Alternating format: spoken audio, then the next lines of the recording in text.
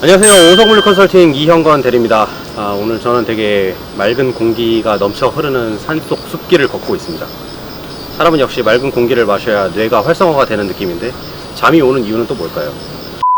쓸데없는 소리 그만하고 각설하고, 자, 오늘의 주제, 운전을 통해서 돈을 버는 방법에 대해서 이야기를 해볼까 합니다. 최근 쿠팡에서 시행을 하고 있죠. 승용차를 통한 소형 택배 화물을 운송하기 시작했어요. 그러다 보니까 사람들이 자연스럽게 화물, 운송업에 대한 관심도도 높아지고, 덩달아 이제 지입에 관련된 관심도도 굉장히 높아지는 것 같습니다. 하지만 예비차주분들, 지금 이 화물 운송업을 준비하시는 예비차주분들은 여기 업계의 단어가 굉장히 어렵게 느껴질 수가 있어요. 그래서 제가 오늘 이 단어들을 깔끔하게 정리를 하고, 여기에 더불어 운전으로 돈을 버는 방법에 대해서 6가지 주제를 통해서 한번 여러분들과 이야기를 나눠보고자 합니다. 자, 그러면은 바로 출발해 보겠습니다.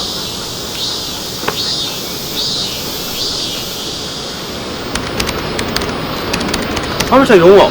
자, 첫 번째로 화물차. 화물차는 뜻이 뭘까요? 말 그대로 화물을 운송하는 차량을 화물차량이라고 합니다.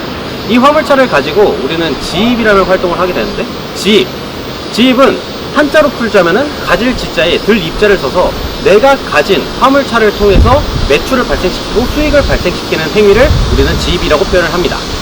지입을 알았으면은 이제 그 다음번에 매출 같은 경우에는 한 달 동안 발생된 총 금액, 내가 가져가는 수익의 총 금액을 우리는 매출이라고 표현을 합니다. 그리고 매출 말고도 다른 2가지의 표현이 있습니다. 완제라는 표현이 있고 무제라는 표현이 있습니다. 완제 같은 경우에는 기름값과 톨비를 제외한 순전인 내가 받는 월급을 우리는 완제라고 표현을 합니다. 결론적으로 그냥 월급이에요. 근데 무제 같은 경우에는 기름값하고 톨비가 다 포함돼서 나옵니다. 이 말인즉슨 완제 같은 경우에는 기름값하고 톨비가 회사에서 나오지만, 무제 같은 경우에는 내가 지출을 해야 된다는 뜻이 되겠습니다. 그러면은 완제가 좋냐 무제가 좋냐 이런 질문들을 하실 수가 있는데, 그거는 상황에 따라서 조금씩 달라요. 만약에 내가 A에서부터 B까지 이동을 하는데 내가 기름을 좀 더 효율적으로 사용을 할 수가 있고 연비 운전을 할 수 있다, 그러면은 무제가 좋겠죠. 근데 그게 아니다, 내 연비 운전을 할 수 없는 상황이고 교통이 굉장히 혼잡하다, 이러면은 완제가 더 좋을 수도 있을 겁니다. 자, 그 다음에 이제 차주라는 표현이 있습니다. 차주 같은 경우에는 말 그대로 차의 주인을 차주라고 표현을 합니다. 내 차를 가지고 수익을 발생시키는 사람들을 차주라고 표현을 하고요. 차주 말고 기사라는 표현이 있습니다. 이 기사 같은 경우에는 회사 차량이나 차주의 차량을 타서 대신 수익을 올려주면서 월급을 받아가는 사람들을 우리는 기사라고 표현을 합니다. 자, 그리고 이제 화주라는 표현이 있습니다. 화주 같은 경우에는 내가 싣고 다니는 짐을 1차적으로 생산해내는 사람들 혹은 회사를 화주라고 표현을 합니다. 자, 그러면은 이제 원청사라는 단어가 또 빠질 수가 없는데, 이 원청사 같은 경우에는 화주에서 생산된 짐을 첫 번째로 맡아서 운송을 담당하는 회사를 원청사라고 표현을 합니다. 자, 그럼 마지막으로 콜바리라는 단어가 있습니다. 콜바리 같은 경우에는 콜 어플을 통해서 내가 어떤 짐을 골라서 잡고 운송을 하는 사람들, 고정된 짐이 아니라 콜 어플에 뜬 짐을 잡고 운송을 하는 사람들을 콜바리라고 표현을 합니다. 근데 이 콜바리를 할 때 그러면은 콜바리가 더 좋지 않을까요? 라고 질문을 하시는 분들이 있는데, 콜 어플에는 정말 다양한 짐들이 올라옵니다. 여기서부터 A에서부터 B까지 가는데 100만원짜리 짐이 있고, 어디서부터 어디까지 가는데 50만원짜리 짐이 있고 하면은 당연히 A에서부터 B까지 가는데 100만원짜리 짐을 다 선호하겠죠. 그 짐을 골라 잡을 수 있는 능력이 있다면은 콜바리가 좋습니다. 근데 만약에 그걸 못 잡고 다른 지역에 가서 짐을 잡아야 된다? 그러면은 동차 거리가 늘어나기 때문에 이 콜바리가 더 안 좋을 수도 있습니다. 그래서 콜바리 같은 경우에는 개인의 능력에 따라 조금씩 달라진다라고 보시면 될 것 같은데, 제가 방금 설명드린 공차에 대해서 잠깐 설명을 하자면은, 공차 같은 경우에는 내 뒤에 짐이 없이 이동하는 거리를 공차 거리라고 표현을 합니다. 화물차는 승용차보다 연비가 월등하게 좋지 못해요. 그러다 보니까 공차 거리가 길어지면 길어질수록 아무래도 기름값이 굉장히 많이 소모가 되겠죠. 그래서 요거 정리는 여기까지 하고 그 다음 주제로 넘어가 보도록 하겠습니다.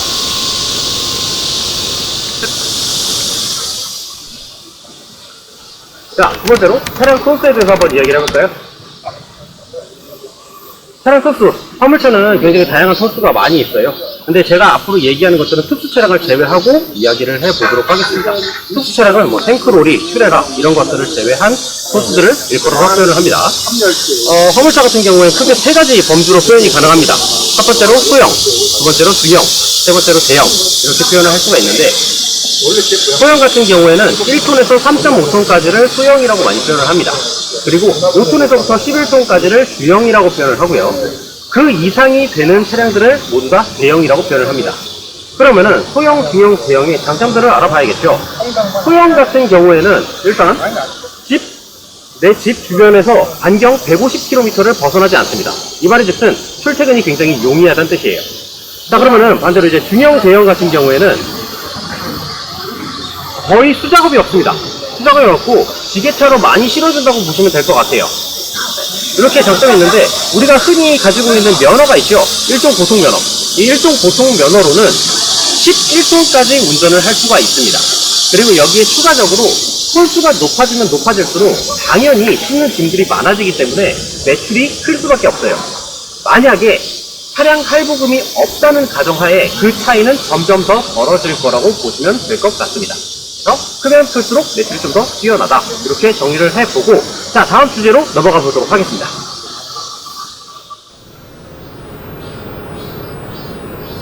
두 번째, 차량 톤수에 대해서 이야기를 해봤고, 그리고 세 번째는 이제 돈을 어떻게 버는지, 화물차를 운전을 했을 때 돈을 어떤 방식으로 벌어가는지에 대해서 이야기를 해볼까 합니다. 자, 아까 제가 용어 설명드릴 때 간단하게 설명드렸었는데, 돈을 버는 방법은 총 3가지가 있다고 말씀을 드렸어요. 첫 번째로 매출이라는 게 있었고요. 두 번째로 완제라는 게 있었고, 세 번째로 무제라는 게 있었습니다.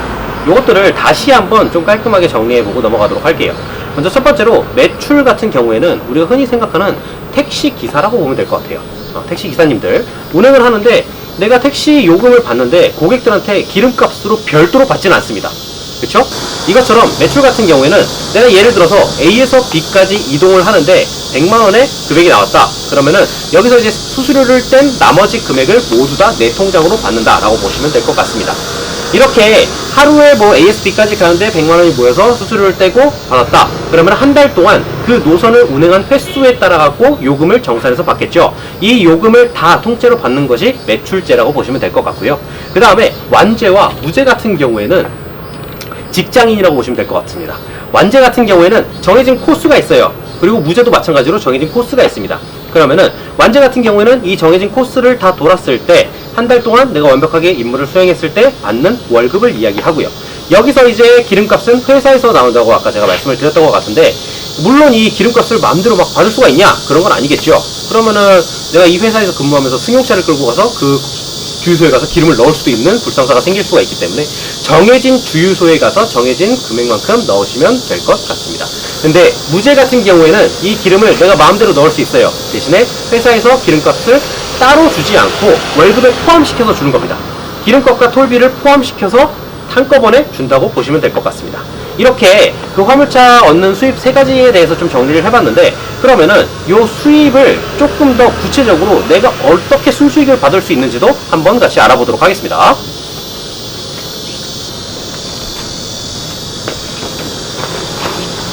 자, 네 번째.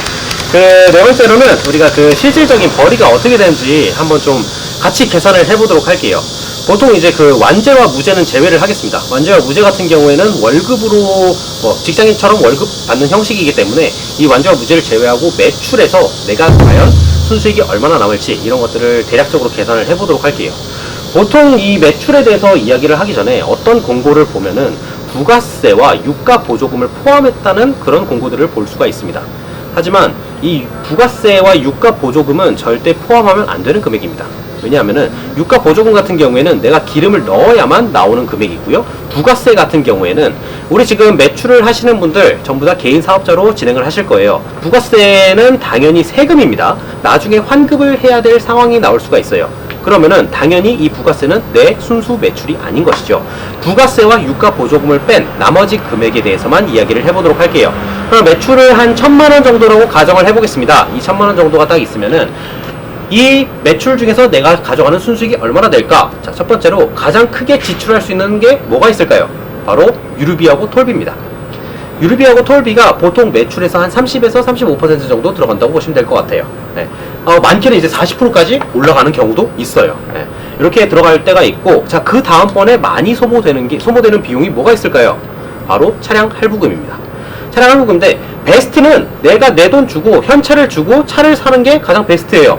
가장 베스트지만 보통 그렇지가 못하죠. 왜냐하면은 우리 운수업에 들어와서 최초로 들어온 목적 자체가 돈을 벌려고 들어왔지 돈을 쓰려고 들어온 게 아니잖아요. 그래서 요 차량 할부금도 제외를 해야 되고, 여기에 추가적으로 각종 부대 비용도 빼야 됩니다.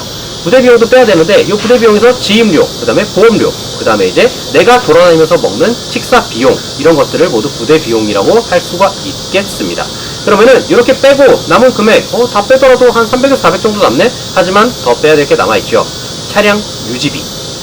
어쨌든 우리가 승용차를 운전해 보신 분들은 알겠지만, 차는 움직이면 움직일수록 돈이 들어갑니다. 엔진오일 갈아야 되죠, 타이어 교체해야 되죠, 그 다음에 뭐 기타 등등 뭐 필터 교체해야 되죠. 이런 것들이 굉장히 많습니다. 화물차 엔진오일 한 번 가는데 과연 금액이 얼마나 들어갈까요? 적어도 한 70만원 정도는 들어갑니다. 그리고 타이어가 일반 승용차와 다르죠. 굉장히 큼지막합니다. 보통 이 타이어 한 짝 교체하는데 얼마나 들어갈까요? 30에서 40만원 정도 들어갑니다. 근데 화물차는 타이어 개수가 굉장히 많죠. 많게는 뭐 20개 이렇게 들어가는 경우도 있긴 해요. 그렇기 때문에 이 유지 비용도 계산을 하셔야 되는데, 보통 업체에서는 이 유지 비용을 얘기하지 않고 그냥 매출이 이 정도 나온다, 순수익이 이렇게 나온다, 이 유지 비용 없이 계산된 겁니다. 그래서 이 부분에 대해서 주의를 해 주셔야 되겠고, 제가 이제 개인적으로 공고를 막 올립니다. 공고를 올리는데, 저는 아까 말씀드렸던 유가 보조금과 그 다음에 이제 부가세를 절대 포함시키지 않아요. 이유는 유가 보조금과 부가세는 아까 제가 설명을 했었지만, 이거는 우리 금액이라고 보시면 안 될 것 같아요. 왜냐면은 저희 예전에 공고를 했었던 5톤 일자리 공고가 있습니다. 수원에서 5톤 냉탑차를 가지고 수도권을 도는 일자리가 있는데, 이 일자리 부가세와 유가 보조금 빼고 1,300만원 정도 나온다고 제가 한번 이야기를 한 적이 있는 것 같아요. 근데 이거 만약에 부가세 붙이면은 1,500만원 가까이 나옵니다.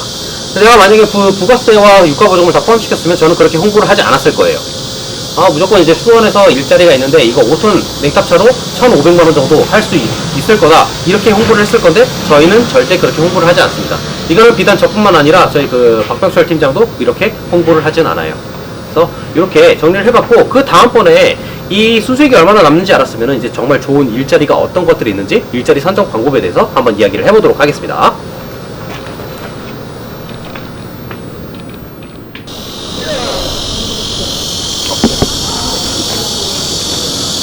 자, 다섯 번째로 일자리를 보는 방법에 대해서 이야기를 나눠볼까 합니다.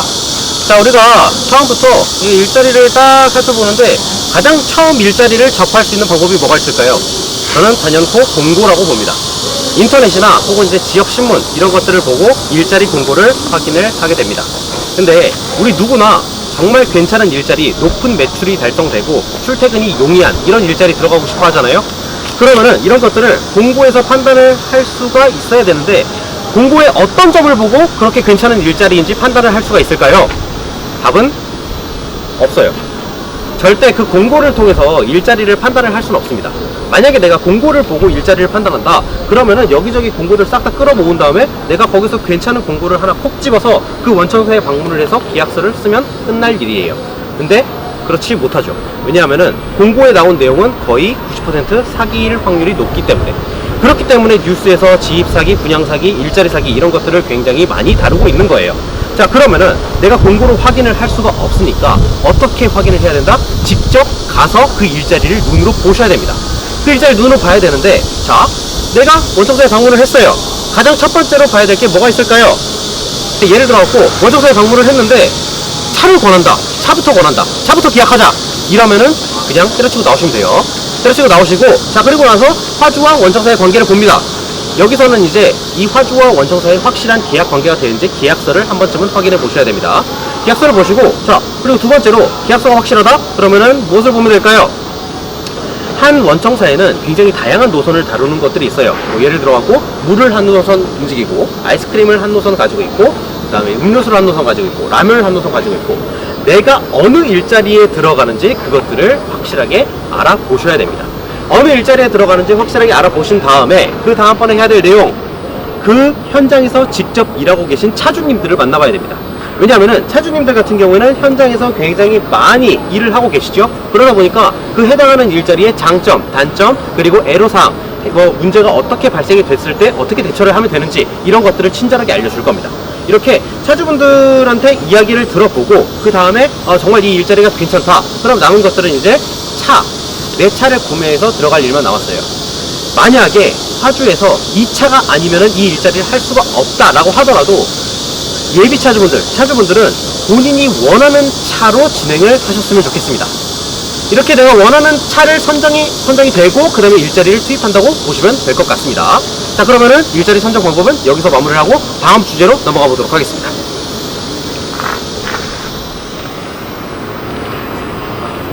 다섯 번째, 일자리 선정 방법까지 알아봤으면 이제 여섯 번째로 내가 이 일자리를 하기 위해서 계약서를 써야 됩니다. 이 계약서는 크게 두 가지 종류가 있습니다. 먼저 첫 번째로 지입 계약서가 있고 그 다음에 두 번째로 물류 계약서가 있습니다.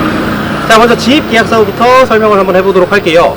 이 지입 계약서는 지입사라는 번호판을 대여해주는 업체와 계약하는 것을 지입 계약서라고 합니다. 보통 이제 화물차 같은 경우에는 앞뒤로 번호판이 달리게 되죠. 노란색 영업용 번호판이 달리게 됩니다. 이 영업용 번호판이 화물차의 얼굴이라고 보시면 될 것 같아요. 그래서 이 번호판을 계약을 하셔야 되는데 지입 계약서를 작성할 때 주의사항 두 가지가 있습니다. 먼저 첫 번째로 위수탁 계약서. 나는 이 번호판을 내가 명시한 기간 동안 이 번호판을 빌릴 것이다 하는 것이 위수탁 계약서라는 것이고요. 그리고 두 번째로 현물 출자가 있습니다. 이 현물 출자 같은 경우에는 이 번호판이 달린 차량이 내 돈으로 구입을 했기 때문에 이 차량은 나의 소유이다 라고 확인을 하는 것이 현물 출자입니다. 만약에 이 현물 출자가 없으면은 지입사에서 이 차량을 팔거나 혹은 이제 이 차량을 담보로 대출을 받아도 내가 막을 권한이 없어지는 겁니다. 그래서 이 위수탁 계약서와 현물 출자가 들어가 있는지는 반드시 확인을 해 보셔야 됩니다. 자, 이렇게 지입 계약서를 작성하셨으면 그 다음번에 이제 물류 계약서를 작성을 해주시면 됩니다. 이 물류 계약서는 내가 일하는 원청사와 내가 직접 계약을 하는 것인데 이 계약서에 내가 정말 그 돈을 받는 것인지, 받는 기간이 언제인지, 언제부터 언제까지 근무를 하는지 이런 것들이 명시가 되어 있는 것을 확인을 해 보셔야 됩니다. 여기에 추가적으로 제가 방금 전에 기간이라고 설명을 드렸었는데 물류계약서 같은 경우에는 1년에서부터 6년까지 그 계약 기간이 굉장히 다양합니다. 근데 나는 이 일자리에 대해서 정말 안정적이고 싶어. 그러면은 5년에서 6년 정도 계약하시는 분들이 있는데 저는 이 말씀을 드리고 싶어요. 예를 들어갖고 내가 그 5년, 6년 동안 이 일자리를 하면 다행인데 만약에 2년에서 3년 동안 일을 했는데 그 뒤에 일을 못하는 누가 봐도 합당한 사유가 생겼어요. 사유가 생겼는데 그 일자리를 하지 못한다라고 원청사한테 이야기를 한다면은 원청사 입장에서는 물류 계약서상에는 5년에서 6년 정도 계약 기간이 명시가 되어 있잖아요. 그러면은 일을 못하는 나머지 기간에 대해서 위약금을 신청을 할 수가 있습니다. 그래서 저는 개인적으로 1년 정도의 그 계약서를 작성을 하시고 자동 연장하시는 것을 추천드리는 바입니다. 이렇게 지금 6번까지 계약서까지 작성을 하셨으면은 이제 그 다음번에 일을 투입을 하시면 될 건데 지금까지 화물차 운전을 통해서 돈을 버는 방법에 대해서 이야기를 해봤습니다. 제가 이전에 지금 영상을 찍기 전에 여러가지 영상을 많이 찍었어요. 여러가지 영상을 많이 찍었는데 그 영상 정보의 주된 내용이 조금 초급자들보다는 중급이랑 고급자들에 해당되는 내용이었던 것 같아요. 그래서 저희한테 이제 전화가 와서 질문을 하시는 분들 중에는 이 내용이 너무 어렵다, 조금 풀어달라 이렇게 하시는 분들이 있었었는데 앞으로 영상에서는 조금 초급자 시선에 맞춰서 화물을 준비하시는 분들의 시선에 맞춰서 영상을 준비해 볼까 합니다. 그래서 오늘 영상은 여기까지 마무리를 할 거고요. 만약에 추가적으로 궁금한 사항이 있으시거나 하시는 분들은 아래 댓글을 통해서 남겨주시고요. 그 다음에 이제 위쪽에 번호가 들어갈 겁니다. 그 번호를 통해서 연락을 주셔도 됩니다. 자, 그러면은 오늘 영상은 여기서 마무리를 하도록 하겠습니다. 이상 오성물류 컨설팅 이형건 대리였습니다. 감사합니다. 여기 끝났는데 팔 안 아프세요? 아니 근데 네. 좋아요랑 구독 왜 안 해요? 좋아요와 구독!